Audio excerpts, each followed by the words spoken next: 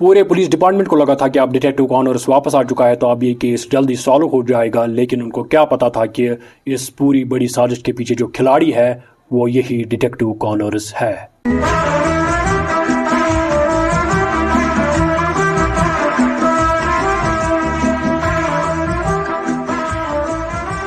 हे fellows, एक बार फिर से स्वागत है आप सबका इस चैनल में, जिसमें क्या होता है कि जैसे कि आप सबको पहले ही पता है, जो मुख्तलिफ किस्म की जो फिल्में हैं, जो मूवीज़ हैं, उनकी जो कहानी है वो मैं बिल्कुल ही शॉर्ट में बयान करता हूं। तो मुझे इस बार भी पूरी उम्मीद है कि आप सब ठीक होंगे, अच्छे से होंगे और बिल्कुल ही मज़े में होंगे। तो करते हैं आज फिर से बिना किसी देरी के दास्तान शुरू। आज की जो मूवी है, जो फिल्म है, ये मूवी आई थी 2005 में। इस मूवी की जो IMDb रेटिंग है वो है 6.4 आउट ऑफ 10। इस मूवी का नाम क्या है? इस मूवी का नाम है केओस। मूवी की शुरुआत होती है वाशिंगटन के सिएटल शहर में। वहाँ पे एक पुल पे बारिश गिर रही थी बहुत ज़्यादा। तो वहाँ पे एक बंदा था जिसका नाम था जॉन कर्टिस, जो एक जाना माना चोर था, लुटेरा था। उसको चारों तरफ से पुलिस ने घेर लिया होता है। डिटेक्टिव कॉनर्स और डिटेक्टिव जेसन वहाँ उसके सामने होते हैं। उनके हाथे केस लगा था। वो बार बार उसको बोल रहे थे, उस किसको, जॉन कर्टिस को, कि खुद को हमारे हवाले कर दो, क्योंकि जॉन कर्टिस ने क्या किया काम? जॉन कर्टिस ने वहाँ पे एक लड़की को रखा था, गन तान के रखी थी उसके सर पे, और वो उनको बोल रहा था कि मेरे रास्ते से हट जाओ। तभी वहाँ पे हड़बड़ी में गोलियां बरसने लगती है और वो जो मासूम लड़की है वो वहाँ पे मार दी जाती है, और वो जो जॉन कर्टिस, वो जो चोर था, उसको भी मार दिया जाता है। लेकिन जो डिपार्टमेंट वाले हैं वो उन दोनों डिटेक्टिव्स को सस्पेंड कर देते हैं। किसको?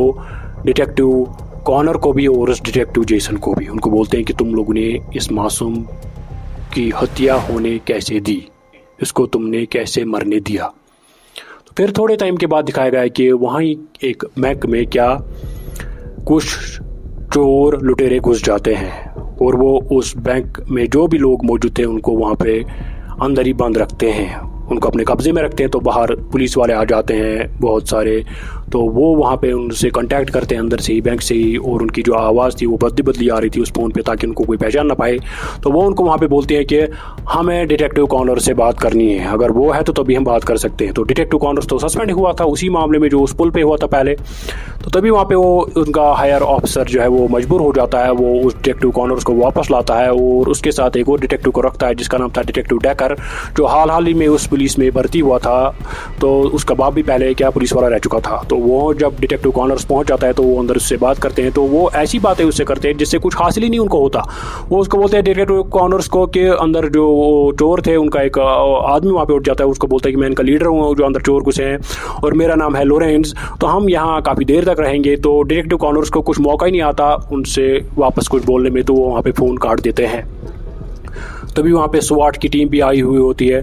तो डिटेक्टिव कॉनर्स भी उनको बोलता है कि मेरे पास एक प्लान है। उसको बोलते हैं हाँ, वो उनको बोलता है डिटेक्टिव कॉनर्स कि हम इस बैंक की बिजली काट देंगे। तभी वहाँ पे एक औरत होती है, वो भी पुलिस में होती है, वो उनको बोलती है कि इनके पास फिर सिर्फ 5 मिनट होंगे जब तक ये जनरेटर अंदर स्टार्ट करेंगे। तो डिटेक्टिव कॉनर उनको बोलता है कि स्वाट टीम को कि उन्हीं 5 मिनट में हमें अंदर घुसना होगा।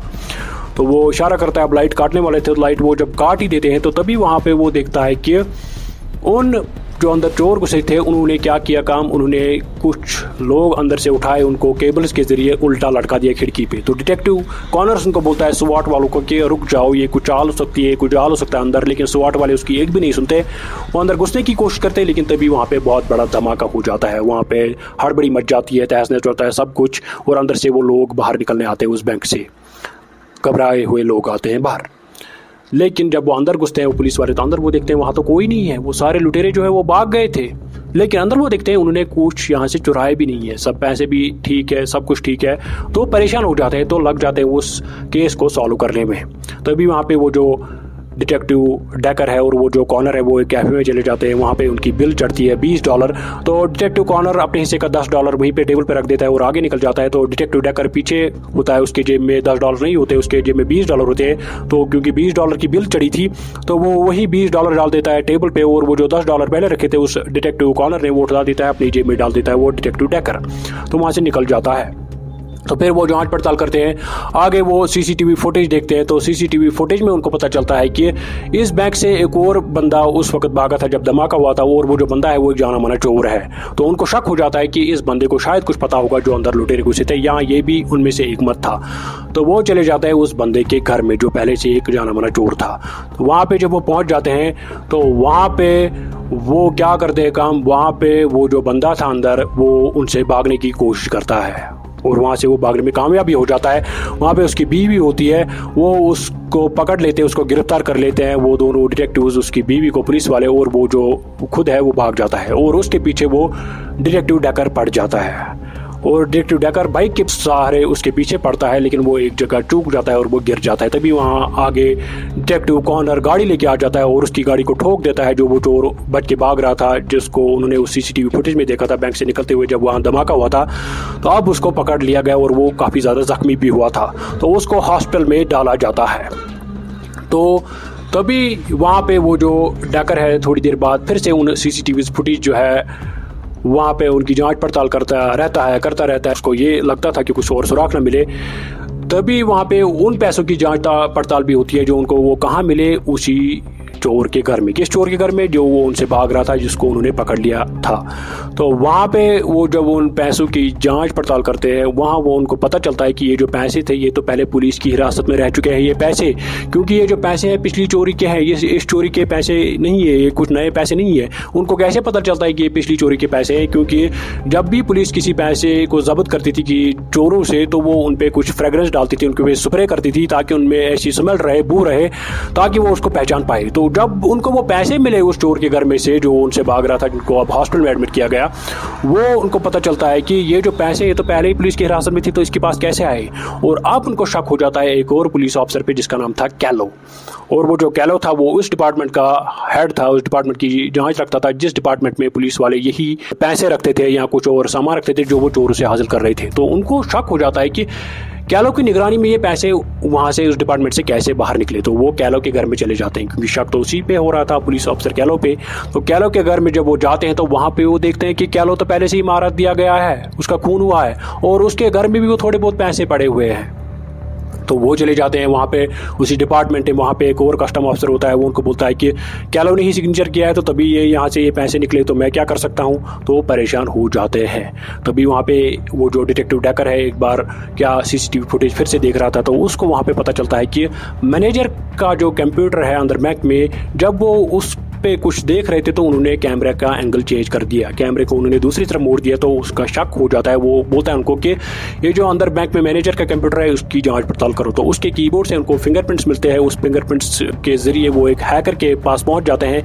अब उस हैकर से पूछताछ करने वाले थे, लेकिन जो ही वो उस हैकर के घर में पहुंच जाते हैं, वहाँ उस हैकर को बाहर मार देता है। कौन? लोरेंस। वही लोरेंस जो अंदर घुसा था उस बैंक में, जिसने उस डिटेक्टिव कॉर्नर के साथ बात की थी, वही था, क्योंकि उसका नाम था लोरेंस। वो वहाँ पे उस हैकर को भी मार देता है।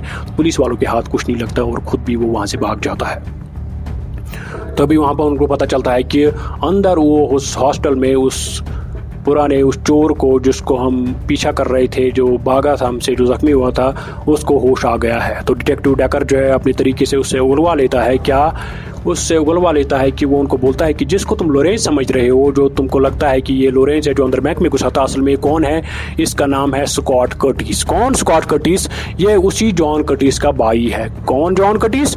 जिसको तुम लोगों ने पुल पे मारा था पहले ही सीन में, उस मूवी में जो दिखाया गया है। तो ये बदला लेने आया है वापस। वहाँ पे ये दोनों डिटेक्टिव्स उससे पूछताछ करते हैं, तो उनको पता चलता है कि ये 2-3 दिन में एक रात में एक घर में मिलने वाले हैं ये लोरेंस, और उसके साथ 2-3 बंदे होंगे। तो वो उसी रात क्या उसी घर के बाहर खड़े होते हैं वो सारे पुलिस वाले छुप छुप के, और वहाँ पे वो देखते हैं कि उस घर में तो पहले ही 2 बंदे आ चुके थे और वो लोरेंस का इंतजार कर रहे थे। लेकिन तभी वहाँ पे वो उनके साथ जो औरत थी पुलिस में, उसका एक अलार्म बज जाता है। तो उनको पता चलता है, उन जो उस घर में खड़े थे, जो रात में मिलने वाले थे उस लोरेंस से, उनको पता चलता है कि हमारा पीछे तो पुलिस वाले कर रहे थे। वो गोलियां बरसाने लगते हैं, वहाँ गोलियां बरसने लगती है उनमें, और पुलिस वालों में तो एक बंदा वहाँ पे मार दिया जाता है जो उस घर में खड़ा था, जो उस लोरेंस से मिलने आया था। तो एक अंदर घुस जाता है घर में, तो सारे पुलिस वाले अंदर घर में घुस जाते हैं। लेकिन तभी वहाँ पे क्या बम धमाके होने लगते हैं। तो डिटेक्टिव डैकर और बाकी पुलिस वाले तो बाहर निकल जाते हैं, लेकिन कॉर्नर अंदर ही रह जाता है। तो तभी बड़ा धमाका हो जाता है और वो सारा घर जो है तहस नहस हो जाता है, लेकिन कॉर्नर अंदर ही रह गया। तो उन सबको लगता है कि कॉर्नर तो मर गया, कॉर्नर अंदर ही रह गया। तो वहाँ पे वो 3 लाशें भी देखते हैं जिन लाशों का बुरा हाल हुआ था। एक लाश पे वो वहाँ देखते हैं क्या, उस कॉनर्स का बैज। तो कॉनर्स तो अब मर गया उस धमाके में, डिटेक्टिव कॉनर्स। तो अब जो डेकर है काफ़ी ज़्यादा परेशान हो गया, वो अब जी जोड़ कोशिश कर रहा है कि इस केस को सॉल्व करने की। तो तभी वहाँ पे वो एक जगह जाता है, वहाँ पे वो सारे पेपर्स निकालता है जिस पे पहले उस कैलो ने, जो वो इस डिपार्टमेंट का हेड था जहाँ पे वो पुलिस जब्त करी हुई चीज़ें रखता था, तो वो देखता है कि इस कैलो के सिग्नेचर वो देखता है कि उसने पहले कैसे सिग्नेचर किए। फिर लास्ट वाला सिग्नेचर देखता है जहाँ पे वो देखता है कि ये पैसे निकाल दिए गए वहाँ पे। तो भी वहाँ पे उसको बोलता है कौन, उस डेकर को, अपने एक साथी, कि इन चोरों ने क्या किया है काम, इन्होंने उस मैनेजर के कंप्यूटर में क्या एक वायरस डाल दिया है, और ये जो वायरस है हर दिन बहुत सारी ट्रांजैक्शंस करता है, $100 से कम भी कभी कभी, और ये हज़ारों अकाउंट्स में डाल देता है पैसे, और इसलिए हम इसका पीछे नहीं कर पाते हैं। और वो उसको बोलता है कि यहाँ पे इस बैंक में एक सिस्टम है कि अगर ज़्यादा ट्रांजेक्शन हो तो रेड अलार्म बज जाती है, लेकिन ये रेड अलार्म तब बज जाती है जब ट्रांजेक्शन $1000 से ऊपर हो, लेकिन ये तो $100 निकाल रहा है, तो हमें इसलिए पता नहीं चला।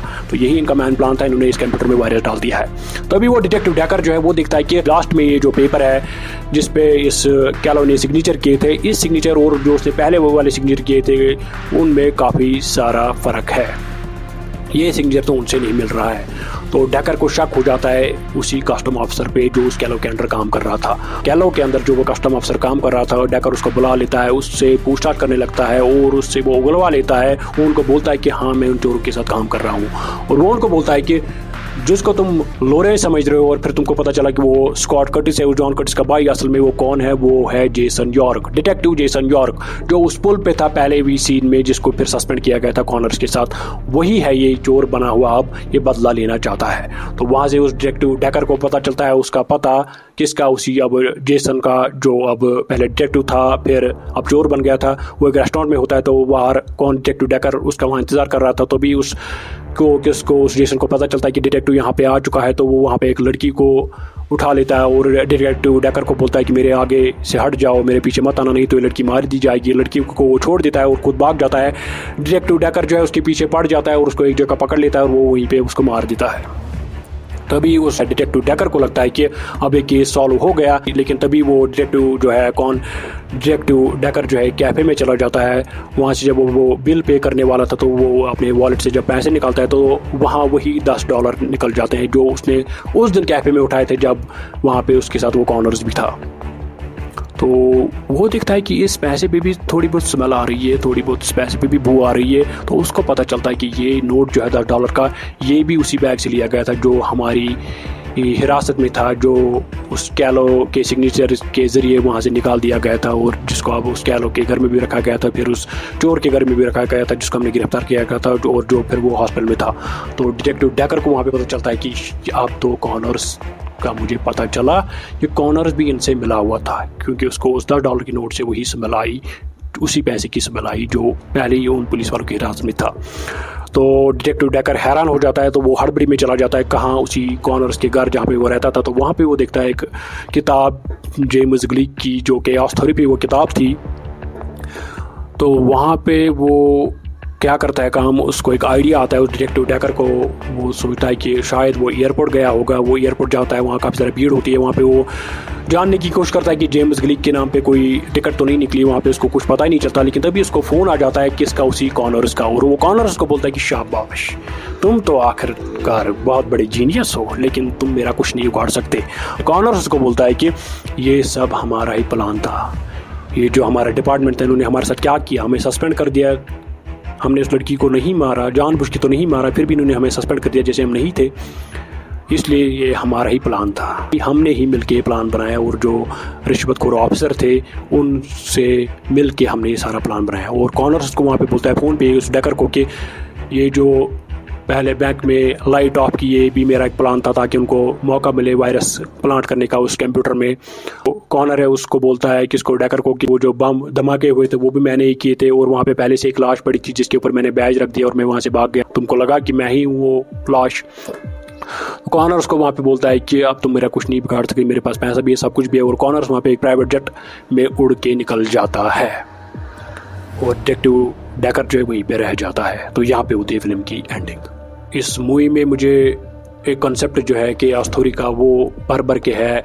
केओस थ्योरी का कंसेप्ट ये बड़ा टॉपिक है, ऊपर इसमें बता देता हूँ कि केओस थ्योरी बोलती है कि ये जो हमें कुछ चीज़ें लगती है रैंडमली हो रही है, बेतहाशा हो रही है, जिनका हमें लगता है कि इनका कोई सिस्टम ही नहीं होगा, असल में एक सिस्टम के तहत काम कर रही होती है। मतलब छोटी छोटी चीज़ें भी जो है एक सिस्टम के तहत काम कर रही होती है। और इसका एक मेन जो होता है पॉइंट होता है इस केओस थ्योरी का, वो होता है बटरफ्लाई इफेक्ट। बटरफ्लाई इफेक्ट मतलब एक छोटी सी चिंगारी सी भी बहुत बड़ा धमाका हो सकता है। और जैसे हम लेंगे एग्जांपल ट्रैफिक जैम का, अगर छोटी छोटी गाड़ी या छोटी सी एक बाइक भी सीधे तरीके से ना चले तो बहुत बड़ा ट्रैफिक जैम हो जाता है। छोटी छोटी चीज़ों से भी बहुत बड़े मसले हो जाते हैं। ये होता है बटरफ्लाई इफेक्ट इस केओस थ्योरी पे। तो इस मूवी में जो मुझे मॉरल्स और लेसन्स मुझे क्या अच्छे लगे, पहला उसमें मुझे ये अच्छा लगा कि कभी कभार इंसान जो है इतना ओवर कॉन्फिडेंट हो जाता है कि वो हार जाता है।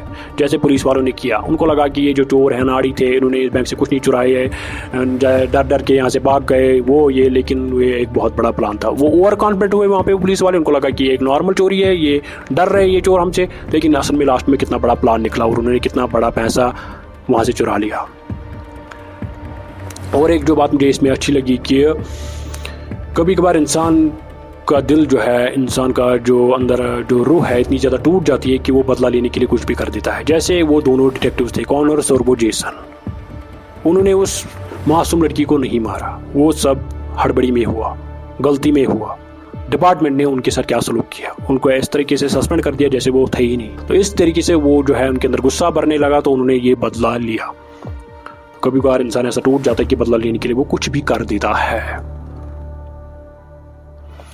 और एक बात मुझे इसमें अच्छी लगी कि कभी कभार ऐसे मसले हो जाते हैं कि जिनको अगर हम सॉल्व करने की कोशिश करें तो वो ज़्यादा ही उलझ जाते हैं। जैसे अगर हम ये केस देखें तो जिन सारे डिटेक्टिव्स पुलिस वालों को लगता है कि हम आगे आगे बढ़ रहे हैं, इस केस को सॉल्व कर रहे हैं, आगे आगे हम एक एक कदम आगे बढ़ रहे हैं, लेकिन ये ज़्यादा ही उलझता जा रहा था। तो कभी कभार ऐसे मसले हो जाते हैं, कभी कभार ऐसे मसले हो जाते हैं कि जिनमें हम ज़्यादातर ही उलझ जाते हैं जितना हम उनको सॉल्व करने की कोशिश करते हैं। तो ये जो मॉरल्स और लेसन्स हैं मुझे इस मूवी में काफ़ी ज़्यादा अच्छे लगे।